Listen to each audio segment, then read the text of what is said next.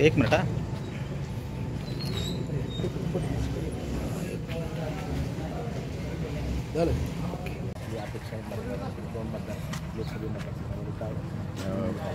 पहिलं माझं मतदारांना आव्हान आहे की डॉक्टर बाबासाहेब आंबेडकरांनी घटनेतून आपल्याला मतदानाचा अधिकार दिला, सर्वांनी बजावला पाहिजे आणि आपल्या आवडीचा उमेदवार लोकसभेप्रमाणेच आता वातावरण आहे. नक्कीच महाविकास आघाडीचे जास्तीत जास्त उमेदवार निवडून येतील आणि महाविकास आघाडी सरकार स्थापन करेल. लोकसभा मतदारसंघात आपल्या येणाऱ्या मतदारसंघात काय पक्षी स्थिती राहील असं वाटतं? आमचे सर्व राष्ट्रवादीचे उमेदवार आमच्या लोकसभा मतदारसंघात आणि साहेबांवर एक प्रचंड विश्वास जनतेने दाखवलेला आहे. लोकसभेला त्याच पद्धतीनं विधानसभेलाही तेच चित्र आहे. परवा रणजित सिंधूंनी टेंडरमध्ये आपल्यावरती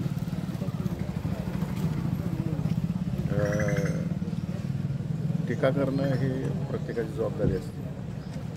टीका करताना जे आपण कार्य करू, काम करू, त्याच्यावरती टीका झाली पाहिजे. मी टीका केल्या, सगळ्यांवर केल्या, परंतु कामकाजावर टीका केल्या.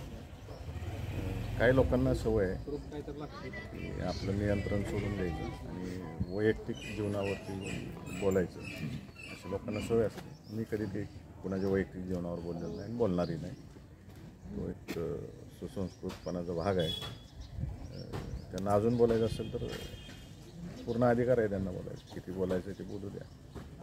लोकसभा निवडणुकीमध्ये आपल्या माढा मतदारसंघाचा आपला फायदा हा सोलापूर लोकसभा मतदारसंघात झाला होता. आता सोलापूर जिल्ह्यातल्या 11 विधानसभा मतदारसंघावर महाविकास आघाडीचे किती पक्षीय बलाबल राहील असं आपल्याला वाटतं? आमचे सर्व निवडून येतील, मला तेवढी खात्री आहे. कारण का जो लोकसभेचा अंडरकरंट आहे तो आहे. तर फरक एवढा की लोकसभेला माणसं उघड काम करत होते. आता मतदार सोप्या पद्धतीनं या ठिकाणी महाविकास आघाडीला पाठिंबा देणार. माड्याचं खरं तर सगळ्यांचं लक्ष आहे. काय माड्यात निकाल लागला? माड्यात राष्ट्रवादीचं जे येणार, करमाळ्यात बघूया काय होतंय. आणि अजून एक सांगायचं, विद्यमान सरकारचे पायाखालची वाळू एवढी घसरलेली आपण काल पाहिलं असं की अनेक ठिकाणी पैसे वाटताना नेते मंडळी शिखर सापडलेली आहेत, त्यांचे उमेदवार सापडलेले. आणि आज दुर्दैव असं आहे की माड्यात उंदरगावला बूथ कॅप्चरिंगचा प्रकार त्या ठिकाणी घडलेला आहे. त्याच पद्धतीनं मान तालुक्यात सुद्धा एक 3-4 गावामध्ये तिथले विद्यमान आमदारांच्या गावामध्ये बोगस एवढ्या ह्या लोकांच्या आहेत की लोक तक्रार द्यायला पुढे यायला तयार नाहीत. माझी निवडणूक आयोगाला विनंती राहील की या ठिकाणचं CCTV सगळे चेक करावेत आणि संबंधित लोकांवर कारवाई करावी. मला एक कळत नाही ह्या विद्यमान आमदार लोकांचं, लोकप्रतिनिधींचं, सत्ताधाऱ्यांचं.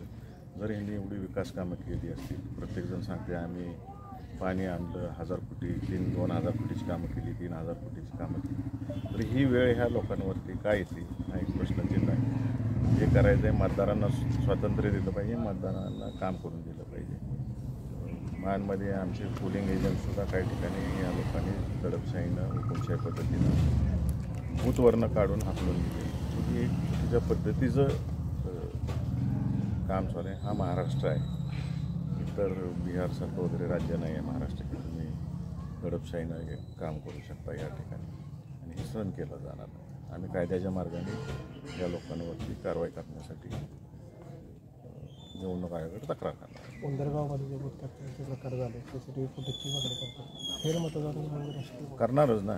लोकांचा अधिकार हिनवला जिथं जातो आहे, जो डॉक्टर बाबासाहेबांनी अधिकार दिलेला आहे आणि तो जर हिनवला काढून घेतला जात असेल तर आम्ही त्या पद्धतीनं निवडणूक आयोगाच्या समोर जाणार.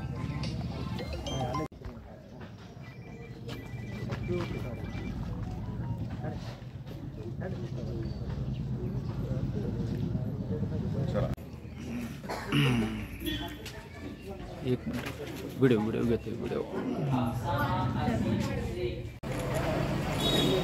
एक मिनिट शूटिंग घेतो.